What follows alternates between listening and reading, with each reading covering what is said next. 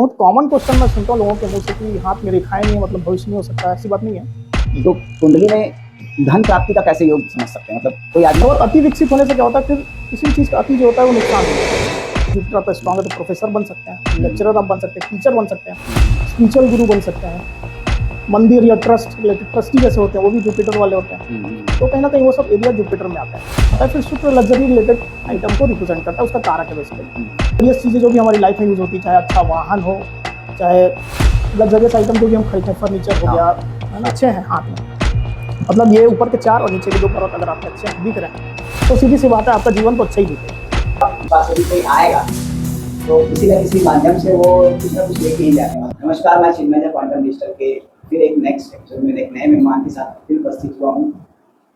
ज्योतिष शास्त्र मेरा पीछा नहीं छोड़ रहा है। मैंने पिछले पॉडकास्ट में भी एक ज्योतिष से बात की थी और इस पॉडकास्ट में भी एक नए ज्योतिष हमारे सामने फिर जुड़े हैं हमसे इस पॉडकास्ट में। चलिए आज उनसे भी बात करते हैं, अलग अलग प्रश्नों के जवाब उनसे देते हैं। उनके भी रिव्यूज़ मैं यहाँ पे आपको बताना चाहूँगा, उनके भी रिव्यूज़ बहुत अच्छे हैं, उनके भी यूट्यूबर्स में बहुत अच्छे फॉलोअर्स हैं, उनके भी देश विदेश में काफ़ी अच्छे क्लाइंट्स हैं। तो जब ये सब यही चीज़ दर्शाता है कि उनमें कोई तो ऐसी बात होगी जिसके कारण लोग उनको फॉलो करते हैं। आज मेरे स्टूडियो में उपस्थित हैं ज्योतिर्मय यहाँ, जो बैकग्राउंड तो इनका मैं जहाँ तक मैंने समझा है कि ये एक टेक्निकल बैकग्राउंड से रहे हैं, लेकिन इनकी जो ज्योतिष के प्रति लगाव और आध्यात्म के प्रति लगाव है उनको इस लाइन में खींच लिया है। तो मैं इनसे जानना चाहूँगा, सबसे पहले तो आपका स्वागत करता हूँ अपने स्टूडियो में, अपने क्वांटम डिजिटल के इस चैनल में। मैं जानना चाहता हूँ कि पहले आपकी एक जो जर्नी होती है किसी मुकाम तक पहुँचने की, जो आपने जो एस्ट्रोलॉजी का जो मुकाम चुना, उसकी जर्नी का क्या रीज़न, क्या कैसी थी जर्नी, क्या है आपका बैकग्राउंड? हाँ, तो मैं धन्यवाद सबसे पहले आपको पॉडकास्ट में आमंत्रित करने के लिए। मेरा बैकग्राउंड ऐसा है कि मैं बेसिकली टेक्निकल बैकग्राउंड से रहा हूँ। मैंने इंजीनियरिंग की इलेक्ट्रॉनिक्स से और उसके बाद मैं काफ़ी समय इंडस्ट्री में रहा हूँ, मतलब फैक्ट्रीज़ में और पावर प्लांट में मैंने काम किया। तो काफ़ी साल, मतलब 2 दशक करीब मैंने वहाँ पर काम किया। उसके बाद ज्योतिष के प्रति मेरी रुचि काफ़ी लंबे समय से रही है, क्योंकि मेरे घर परिवार में भी मेरे पिताजी और हमारे जो चाचा जी जो हैं वो ज्योतिष से काफ़ी ज़्यादा जुड़े हुए रहे हैं। तो काफ़ी लोग उनसे कंसल्ट करने आया करते थे। अभी भी हमारे चाचा जी हैं तो उनसे भी लोग कंसल्ट करते हैं आके, तो उनको अच्छा खासा ज्ञान रहा है। तो जो बेसिक जो शिक्षा मिली है मुझे उनसे ही मिली है। ज्योतिष विज्ञान मतलब जो पराशरी ज्योतिष होता है उसके बारे में। तो ये इंटरेस्ट जो है मेरा काफ़ी लंबे समय, जब मैं कॉलेज में था तब से मैं ये चीज़ में इंटरेस्ट का विषय रहा है मेरे लिए। मतलब आप इंजीनियरिंग के साथ साथ ज्योतिष और अध्यात्म का भी अध्ययन किया, जी स्टडी किया? हाँ, तो जब मैं उस समय ज्योतिष का मैंने चालू किया था तो उस समय उतने मटेरियल अवेलेबल नहीं थे ऑनलाइन, उतना मतलब कोई सोशल मीडिया नहीं था, ऑनलाइन मटेरियल नहीं थे। तो मैं पेपर की कटिंग से वो सब देखता था, जो कुंडली विश्लेषण जो आते हैं उन सबको देख के मैंने लोगों का एक्सपीरियंस जो है, जो किसी सेलिब्रिटी के चार्ट का एनालिसिस होता था, वो सब देख के मैं उसमें सीखता था, उसको सीखने की कोशिश करता था और हमारे पिताजी से और चाचा जी से भी कंसल्ट करता था, तो ज़्यादा ज्ञान बेहतर हो सके, मेरा क्लियर हो सके, उसके कारण से मैं उस तरह से इन्वॉल्व हुआ ज्योतिष में शुरू में। फिर समय के साथ साथ मैं इंडस्ट्री में रहा। ज्योतिष मैंने मतलब ऐसा कुछ एक्सपोजर नहीं किया था, जो मेरे पास आता था कंसल्ट में ज़रूर कंसल्टेशन देता था उसे। फिर धीरे धीरे समय के साथ साथ मैंने पामिस्ट्री में भी काम किया, पामिस्ट्री भी काफ़ी ज़्यादा सीखी मैंने, और फिर टैरो रीडिंग भी काफ़ी ज़्यादा मैंने सीखी। तो अभी काफ़ी समय हो गया इन सब चीज़ों को करते हुए, उन सब में काफ़ी काम मैंने कर लिया। ज्योतिष कुंडली भी देखते हैं, हाथ भी देखते हैं और टैरो कार्ड भी पढ़ते हैं। जी, तो बहुत अच्छी बात है। मतलब आपके पास यदि कोई आएगा तो किसी न किसी माध्यम से वो कुछ ना कुछ लेके ही जाने वाला है। आपकी वजह में क्या प्रभाव पड़ता है ज्योतिष गणनाओं का जीवन में इंसान के? देखिए, ज्योतिष गणनाओं का तो पूरा प्रभाव पड़ता है। जो भी व्यक्ति जो है, मनुष्य हम जो है इस मृत्यु लोक में काम कर रहे हैं, जो भी कर्म हमसे हो रहा है या उसकी जो प्रेरणा मिलती है हमको, एनर्जीज जो मिलती है, जो प्रारब्ध हमारे पीछे लगा हुआ है, वो तमाम चीज़ें कहीं ना कहीं ग्रह नक्षत्र से ऑपरेट होते हैं। तो जो प्रारब्ध हम लेकर के आए हैं वो भी कहीं ना कहीं यूनिवर्स की एनर्जी जो हम बोलते हैं, ब्रह्मांड की जो एनर्जी है, ऊर्जा है, ग्रह नक्षत्रों के जो प्रभाव, वही हमसे वो प्रारब्ध का काम करवा लेते हैं। अब जैसे हमारे प्रारब्ध में कुछ दुख भोगना लिखा है, ऐसा कुछ कर्म करना लिखा है जिससे हम दुख भोगेंगे, तो हम उस एनर्जी से प्रभावित होकर के हम वो कर्म कर ही देंगे। आप जब भी सुबह उठते हैं तो आपको देखना कुछ अलग टाइप की एक एनर्जी महसूस होती है। कल जैसी एनर्जी थी, आप आज उस तरह की एनर्जी महसूस नहीं करेंगे, कुछ अलग महसूस करेंगे। किसी दिन बहुत उत्साह महसूस करेंगे, बहुत अच्छा लगेगा, किसी दिन एकदम आप मायूस जैसे सो के उठे हैं या बहुत डाउन महसूस करेंगे इमोशनली। तो हर दिन की अलग अलग एनर्जीज रहती है, तो वो सब प्रेरित करती है आपको कुछ कर्म करने के लिए। तो ये सब चीज़ जो है वो यूनिवर्स जो है कहीं न कहीं ग्रह नक्षत्रों के माध्यम से हमको करवाते हैं। और यूनिवर्स मतलब जो ईश्वर है हमारे, सेम ही हम उनको अलग-अलग टर्मिनोलॉजी हम यूज़ करते हैं, यूनिवर्स बोलते हैं, कोई डिवाइन बोलता है सेम। तो वो हमको उस तरह से कार्य करवाते हैं। का जब जन्म होता है, जब जन्म स्थान होता है, उससे कुंडली निर्धारित होती है कि उसकी कुंडली के ग्रह नक्षत्र कैसे हैं, कौन से स्थान में। यदि किसी ने ये नोट नहीं किया, मतलब यदि कोई माता पिता इतने बिजी हैं कि अपने पुत्र का जो भी उनके घर में बच्चा पैदा हुआ तो उनका वो समय नोट नहीं कर पाया, जी। है ना? तो क्या उसकी भी कुंडली बन सकती है? क्या हाँ। एग्जैक्ट रिजल्ट उसमें मिल सकता है? अगर आस-पास का टाइम या डेटा अवेलेबल है तो हम बैक कैलकुलेशन करके कुंडली बना सकते हैं। नहीं तो एक दूसरा मेथड और होता है जिसको हम ज्योतिष शास्त्र में उसको प्रश्न कुंडली कहते हैं। प्रश्न कुंडली से भी कई प्रश्नों का उत्तर, तात्कालिक जो उत्तर होते हैं वो मिल जाते हैं हमको। इसके अलावा अगर ये सब भी अवेलेबल नहीं है, मतलब आपके पास उतने रिसोर्सेज भी अवेलेबल नहीं है कि आप ये सब चीज़ कर सकें, तो आप फिर पामिस्ट्री तो है, आप जो पाम एनालिसिस जो हम करते हैं, मतलब जिसको हम बोलते हैं कि हस्तरेखा विज्ञान।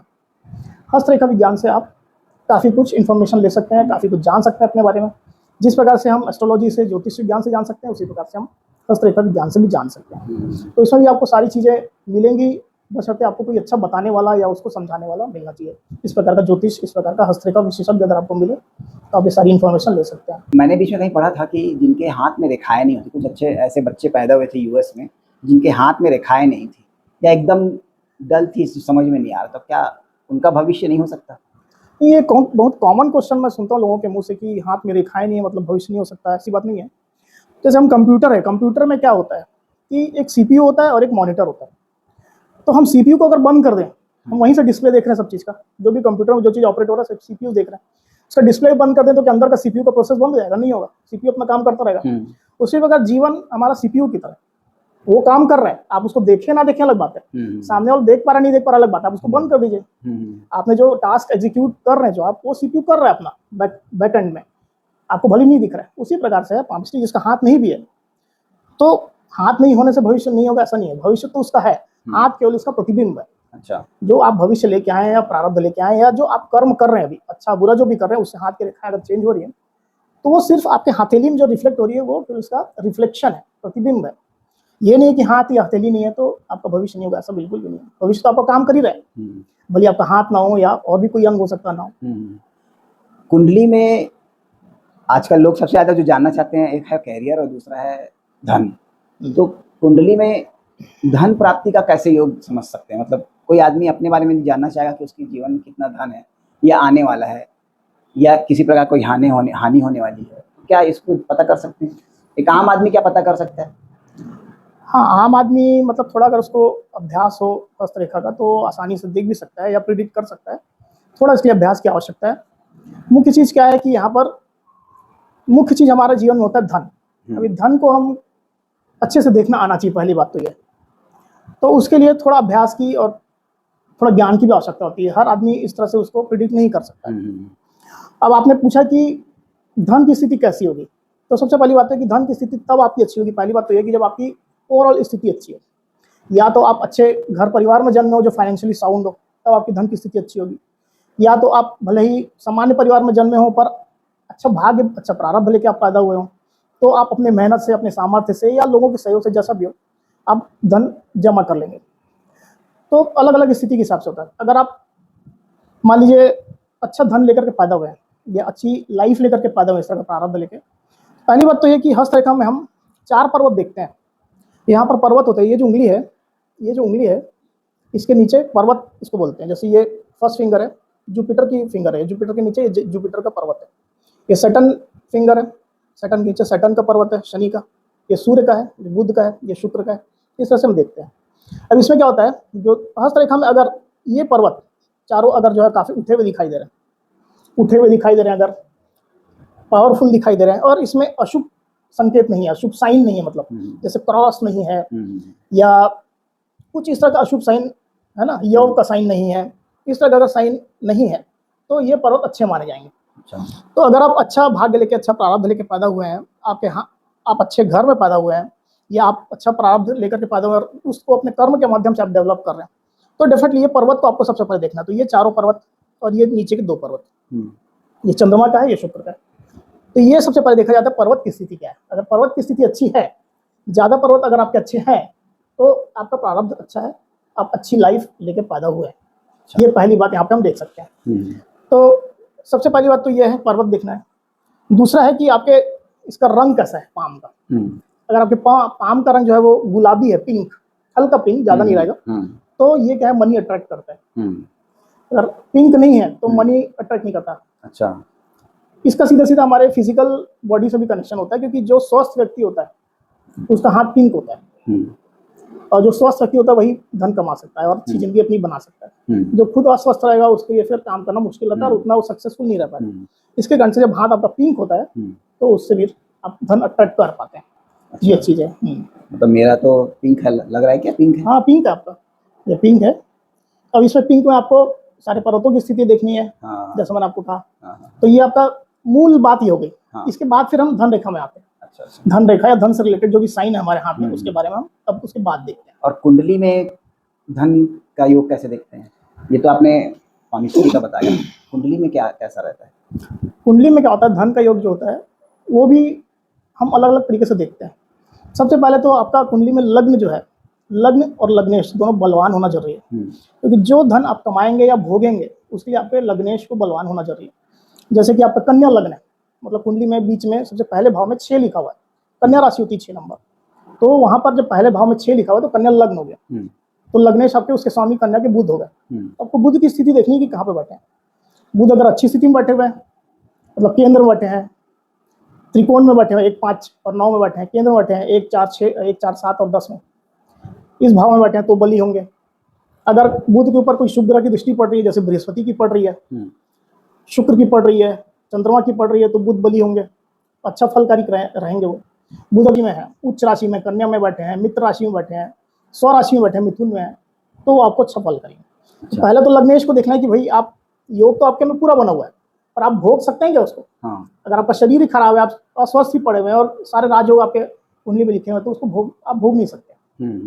पहले तो लग्नेश देखिए, लग्न और लग्नेश देख लीजिए। उसके बाद धन में आते हैं हम कि धन, अब धन से रिलेटेड कौन सा प्लैनेट है जो आपके कुंडली में जो धन देगा आपको। धन से रिलेटेड वैसे तो 2 भाव होते हैं, संचित धन का होता है 2 नंबर होता है दूसरा भाव, और जो हमारी इनकम का जो भाव होता है वो 11वां होता है। तो इससे रिलेटेड प्लैनेट को देख लीजिए। अगर दूसरे भाव में अच्छे प्लैनेट बैठे हुए हैं, कोई शुभ प्लैनेट बैठे हुए हैं या शुभ होकर के बैठे हैं, शुभ प्लैनेट भी है पर शुभ होकर बैठे हुए हैं, है ना, मान लो शनि बैठा हुआ है, कुछ होकर के बैठा हुआ है धन भाव में, तो आपको धन देगा ही देगा। 11वें स्थान में वैसे तो कोई भी प्लैनेट अच्छा ही फलकारी माना जाता है, पर अगर वहां भी शुभ प्रभाव पड़ रहा है तो आप वहां से अच्छा धन आप कमा पाएंगे 11वें भाव से। इनका आपस में अगर संबंध बन जाए, दूसरे और 11वें का आपस में संबंध बन जाए, मतलब उसका एक ये हो गया कि 11वें भाव से आपने धन कमाया और आपने संचित कर लिया दूसरे भाव में, उनका आपस में संबंध बन गया, उनके स्वामी का संबंध बन गया, दृष्टि संबंध बन गया, युति संबंध बन गया। लग्न के साथ अगर आपके लग्नेश के साथ कनेक्ट हो जाए, लग्न या लग्नेश के साथ में मान लो 11वें भाव के स्वामी कनेक्ट हो गया, दूसरे भाव के स्वामी कनेक्ट हो गया, मान लो लग्नेश और द्वितीय का इंटरचेंज हो गया, ये एक्सचेंज बोल सकते हैं, तो आप धन कमाएंगे। तो ऐसे बहुत सारी चीजें देखना पड़ता है हमको धन से रिलेटेड। 10वें भाव से भी आप देख सकते हैं, 9वें से भी देख सकते हैं धन। तो वो सब देखना पड़ेगा। कोई योग कारक प्लैनेट आपके में बैठा हुआ है अच्छी स्थिति में, तो हम कई बार क्या होता है, हम डायरेक्ट धन ना कमा करके जमीन के माध्यम से ही धन कमा लेते हैं। उसके लिए आपको मंगल की स्थिति देखनी होगी, शनि की स्थिति देखनी होगी, शनि आपके क्षेत्र कारक होते हैं। तो ओवरऑल बहुत पैटर्न है, उसको आपको एक बार अच्छे से स्टडी करना होगा, तब आप कह सकते हैं कि भाई धन की स्थिति क्या हो सकती है। कार्य क्षेत्र का निर्धारण कैसे हो सकता है? मतलब आदमी धन के बाद एक कैरियर भी सोचता है कि हम जीवन में क्या करें, कौन सी लाइन में करें। बच्चे भी ये सोचते हैं कि किस तरह का सब्जेक्ट लेके पढ़ें, क्या बने जीवन में, क्या लक्ष्य अपना बनाएं। देखिए पामेस्ट्री में बात करेंगे अगर हस्तरेखा विज्ञान में, तो जैसे मैंने आपको कहा कि आप पर्वत देख लीजिए। पहले तो इतने सारे पर्वत मैंने आपको बताया, जुपिटर, बृहस्पति, सूर्य, शनि, बुध, चंद्रमा, शुक्र। पर्वत में जो भी पर्वत आपको विकसित दिखाई देता है, विकसित जो दिखाई दे रहा है, और उसमें अगर अशुभ साइनें नहीं है, जैसे कि क्रॉस नहीं है, जाल नहीं बना हुआ आपको, है ना, यव साइन नहीं बना, यव मतलब एक आइलैंड जैसा होता है, यव साइन, वो अगर सब नहीं बना है तो आप बोल सकते हैं कि वो पर्वत आपका शुभ है।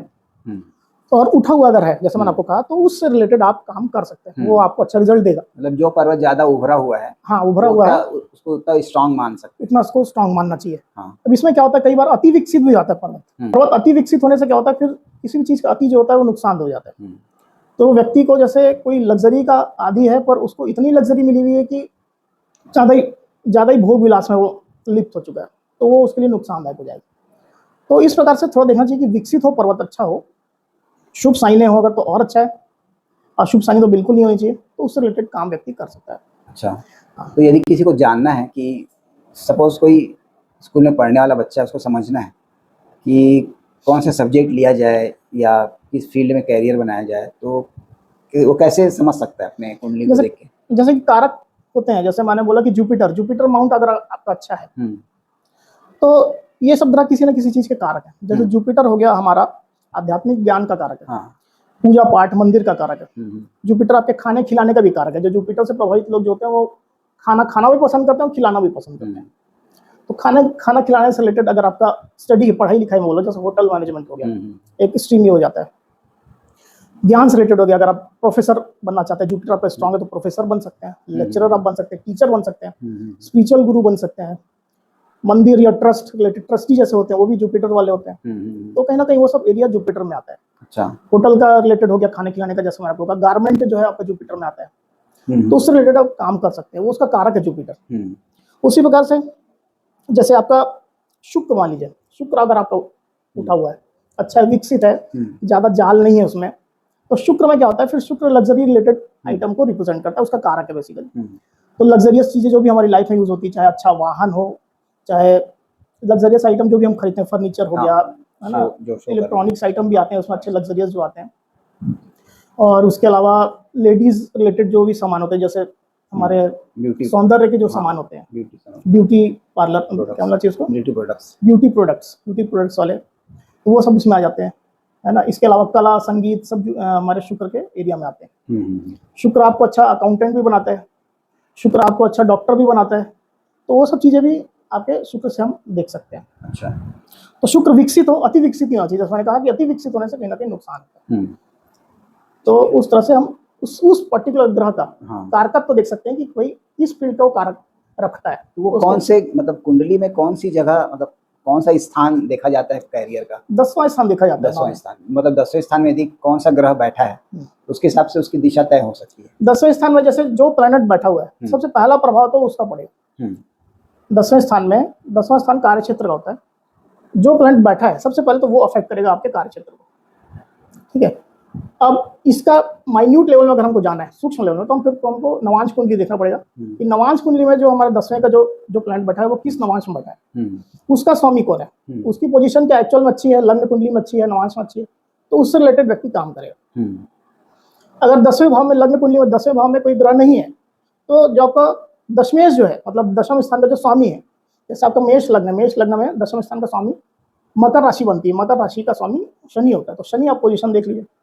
अब शनि को देखिए, अब अच्छी पोजीशन में है, नवांश में उसकी अच्छी पोजीशन है ना। अब नवांश में, जिस नवांश में बैठा है, जिस राशि में, उसका स्वामी कहाँ पे बैठा है, क्या वो अच्छी पोजीशन में है, तो वो सब देख करके हम कैलकुलेट कर सकते हैं। नवांश बेसिकली हमारे उस ग्रह को, उसकी पावर को और ज्यादा अच्छे से बता पाता है कि कौन सा ग्रह ज्यादा पावरफुल है। कई बार हमारा क्या होता है कि लग्न कुंडली में कोई ग्रह उच्च का दिख रहा है, एक्सॉल्टेड दिख रहा है। मान लो जुपिटर हमारा कर्क राशि में उच्च का होता है और उच्च में बैठा हुआ है, 4 नंबर में बैठा है कर्क राशि में, हमको लग रहा है कि जुपिटर तो बड़ा उच्च का बैठा हुआ है, मतलब जुपिटर से रिलेटेड इसको कोई प्रॉब्लम नहीं आएगा, जब इसकी दशा आएगी तो अच्छा ही फल दे। और जब उसकी दशा आई तो उतना अच्छा फल नहीं मिला। कई बार ऐसा होता है कि इसको खराब फल भी मिलना चालू गया, ग्रह आपका उच्च का पर खराब फल मिल रहा है व्यक्ति को। तो जब आप उसको बारीक से देखेंगे, माइन्यूट लेवल में जाकर देखेंगे, नवांश में देखेंगे, तो पता चलेगा जुपिटर आपका नीच राशि में बैठा हुआ है, मकर में बैठा हुआ है, या 6-8-12 में बैठा नवांश में जाकर। 6-8-12 त्रिक भाव बोलते हैं, जो अशुभ स्थान है। अच्छा, तो उसमें क्या होगा, उसका फल को पूरा मिनिमाइज कर दिया। जो फल आपको अच्छा मिल रहा था वो वहां पर जाकर नवांश में देखिए कि उसकी स्थिति अच्छा होती चाहिए ही नहीं। तो उससे आप लगा सकते हैं कि भाई ये ग्रह जो है ये हमारे बहुत ज्यादा फायदे का नहीं है। सेम उल्टा भी होता है, कभी कभी हमारा लग्न कुंडली में कोई ग्रह जो है वो नीच राशि का बैठा होता है। कई बार आप देखेंगे सूर्य नीच राशि में, तुला राशि में, बहुत सारे सेलिब्रिटी को देखेंगे आप, सूर्य तुला राशि में रहता है। अच्छा, और जब नवांश में देखेंगे तो वो नवांश में सूर्य अच्छे पोजीशन बैठा होगा, केंद्र में बैठा होगा, या उच्च राशि में बैठा होगा, या स्वराशि में बैठा होगा। तो उसका प्रभाव जब सूर्य की अंतर्दशा आएगी तो भले आपको नीच का दिख रहा है, डेविएटेड दिख रहा है, पर जब नवांश में उसकी अच्छी पोजीशन है, इसके कारण जब उसकी दशा आएगी तो आपको अच्छा फल देगा। अच्छा, तो इसको क्या थोड़ा माइन्यूट लेवल में चेक करना ज्यादा जरूरी है। कई ज्योतिष क्या केवल लग्न कुंडली से सब कुछ प्रेडिक्ट कर देते हैं, वो गलत है। वो लग्न कुंडली से प्रेडिक्ट करना वो आपका केवल हाफ, मतलब आधा काम है वो। अच्छा, उसमें काफी उतार चढ़ाव भी होते हैं, है ना, बहुत स्ट्रगल भी होता है। और कई लोग के बारे में कहा जाता है कि चांदी का चम्मच लेके पैदा हुआ। हाँ। तो ऐसा क्या है कि किसी के जीवन में इतना उतार चढ़ाव है, किसी के जीवन में काफी कुछ अच्छा है, तो तो ये कैसे पता कर सकते हैं? बहुत अच्छा प्रश्न पूछा आपने। तो सबसे पहले तो आपको बताना चाहूँगा कि जो मैंने पर्वत वाली बात बताई, हम्म, अगर आपके पर्वत अच्छे हैं हाथ में, मतलब ये ऊपर के 4 और नीचे के 2 पर्वत अगर आपके अच्छे हैं, दिख रहे हैं, तो सीधी सी बात है आपका जीवन तो अच्छा ही बीतेगा। और इसके बाद अगर धन रेखा अच्छी है आपकी हाथ में, आपका सन माउंट जो है वो अच्छा हुआ है, उसमें अगर कोई शुभ साइन है, तो आपका जीवन जो है अच्छा बीतने वाला है। अच्छा। ये बात तो पक्का संकेत है। अब उतार चढ़ाव जो है हम ज्यादातर कहाँ देखते हैं, उतार चढ़ाव जीवन के जो होते हैं वो हमारे जीवन रेखा में होते हैं। ये हमारी जीवन रेखा है, ये वाली, अच्छा। ये हमारी जीवन रेखा है। ये जो बृहस्पति पर्वत कैसे नीचे से इधर से निकलती है, मंगल पर्वत से इस साइड से ऐसे निकल के नीचे तक जा रही, जो ये हमारी जीवन रेखा है। तो जीवन के उतार चढ़ाव हमको जीवन रेखा से दिखते हैं। कई लोग इसको आयु रेखा बोलते हैं, पर इससे आयु का निर्धारण नहीं होता एक्चुअल में, ये जीवन कैसा जाएगा ये बताया जा सकता है। तो इसमें अगर इसको काटने वाली रेखाएं आ जाए इस तरह से, बारीक हो चाहे मोटी हो, जैसी भी रेखाएं हो, महीन हो, जब जब ये रेखाएं आएंगी, जिनको हम राहु रेखा कहते हैं, जब ये राहु रेखा आपकी जीवन रेखा को काटेगी, तो उस समय आपकी कुछ ना कुछ परेशानी आपको देगी। जितनी मोटी रेखा होगी उतना ही लंबा परेशानी देगी। हो सकता है वो रेखा आपको पतली हुई तो 3 महीने की देगी, मोटी हुई तो साल, 1.5 साल, 2 साल तक की भी दे सकती है। अच्छा।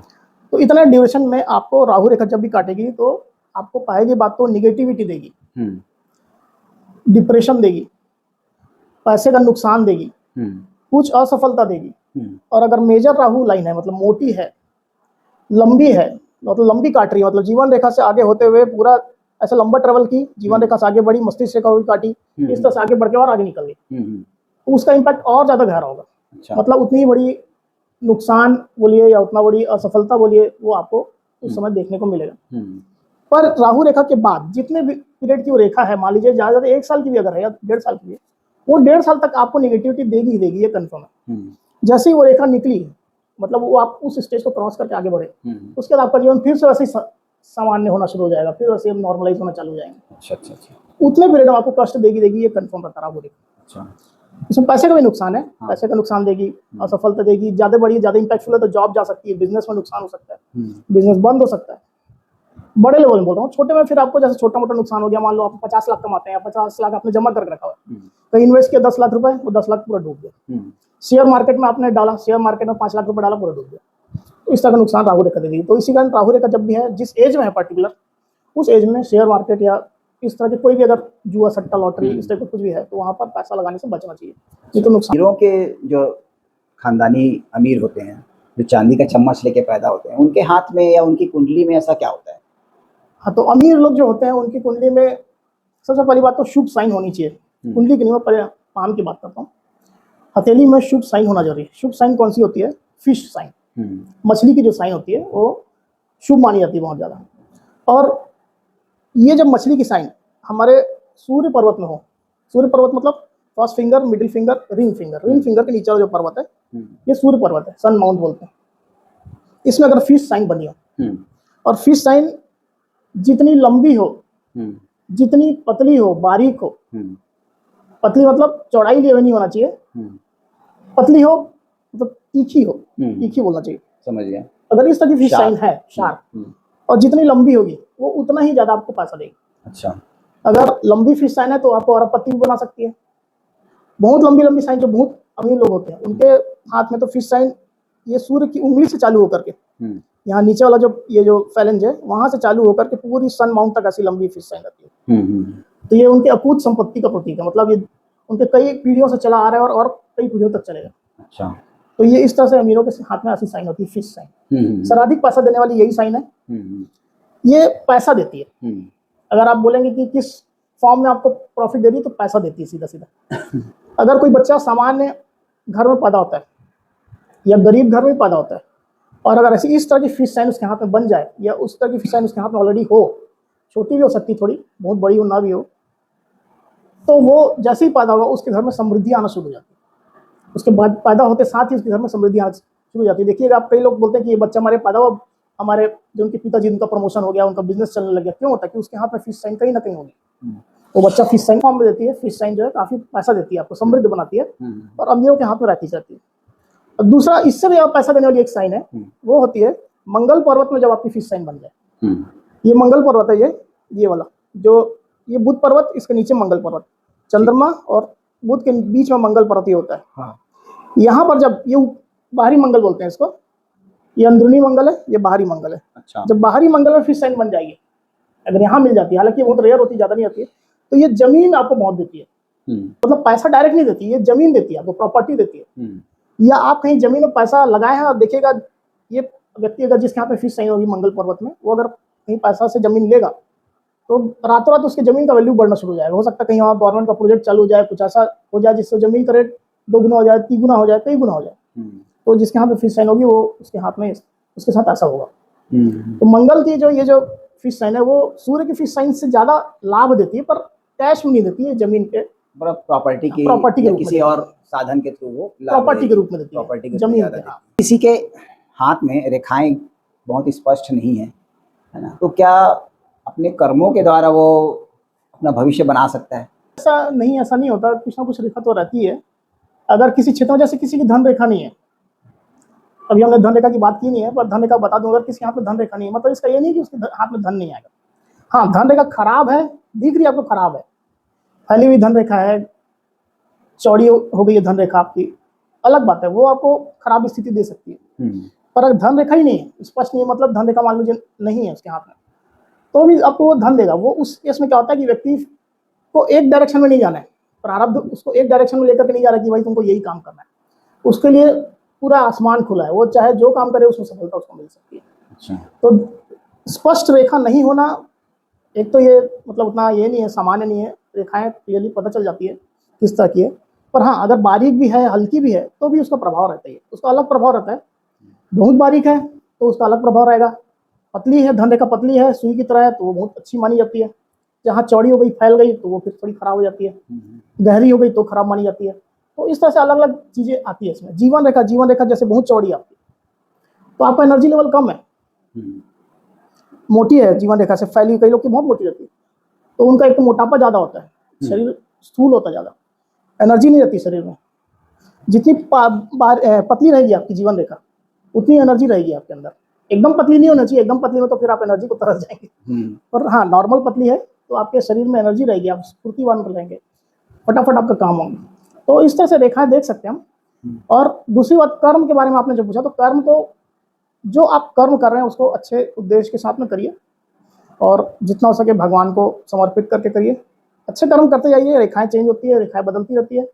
हर आप 6 महीने में देख सकते हैं, कर्म करने वाला आदमी जो कर्मठ व्यक्ति है, उसके हाथ की रेखाएं चेंज होती ही रहती है। अच्छा। कि हमने जैसे फिश साइन का मैंने आपको बताया आपको, तो कई लोग के हाथ में काम करते करते वो समय आ जाता है, फिश साइन नहीं है उसके हाथ में। मान लीजिए मेरी एज 25 साल है, 25 साल मेरे हाथ में सूर्य पर्वत में कोई फिश साइन नहीं है।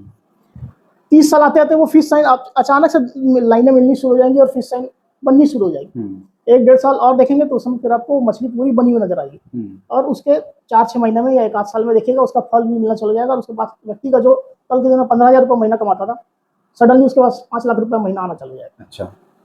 तो ये साइन कहाँ से, पहले तो थी नहीं। तो आपके कर्म से भी लाइनें बदलती है। एक तो प्रारब्ध से उस समय में पर्टिकुलर जो समय आता था वो साइन आ जाती है, और अगर नहीं भी है तो आप अच्छे कर्म कर रहे हैं तो उससे भी साइनें बनती रहती है। साइनें या लाइन जो पिछले जन्म के कर्म भी इफेक्ट डालते होंगे। हाँ, वो तो प्रारब्ध भी है हमारे, जो हम लेके आए पिछले जन्म के कर्म, तो वो हमारे प्रारब्ध भी है। और नॉर्मली हम उसको लेफ्ट हैंड से देखते हैं, जैसे हम राइट हैंड में काम करने वाले व्यक्ति हैं, सारा काम राइट हैंड से करते हैं, तो लेफ्ट हैंड को मानते हैं कि हम जैसे प्रारब्ध का हाथ है हमारा, शुरुआती हाथ है, क्योंकि ये डेवलप नहीं होता ज़्यादा। जिस हाथ से काम करेंगे वो डेवलप होता है, उसकी रेखाएं चेंज होती रहती है, दूसरा वाला चेंज नहीं होगा उतना। तो ये हम मानते हैं कि भाई हमारे प्रारब्ध का हाथ है, पहले ऐसी रेखा है या इस तरह का हमारा फ्यूचर रहा होगा, अभी इस तरह का है। चलिए, बहुत अच्छा लगा आपसे पॉडकास्ट करके, धन्यवाद आपका। आप हमारे यहाँ आए। सर का खुद का अपना एक यूट्यूब चैनल है, क्या नाम है उनका? मेरा वैसे टैरो चैनल है। टैरो चैनल है। टैरो कार्ड रीडिंग भी करता हूँ, और पामिस्ट्री अगर अभी मैं चैनल उसका नहीं है, पर मैं कंसल्टेशन करता हूँ, पामिस्ट्री एस्ट्रोलॉजी सभी। चैनल का नाम बताइए। Tarot with J Jha. Tarot with J Jha, मैं लिंक आपको डिस्क्रिप्शन में दे दूंगा। यदि आप इनसे कांटेक्ट करना चाहेंगे तो आप इनके चैनल के थ्रू जा करके इनसे आप कांटेक्ट कर सकते हैं। तो ये काफ़ी अच्छा टैरो रीडर भी हैं, काफ़ी अच्छे कुंडली पढ़ने वाले भी हैं, और हस्तरेखा विशेषज्ञ भी। सर, आपका बहुत बहुत धन्यवाद, आप हमारे स्टूडियो में आए और इतनी अच्छी अच्छी बातें कही। Thank you.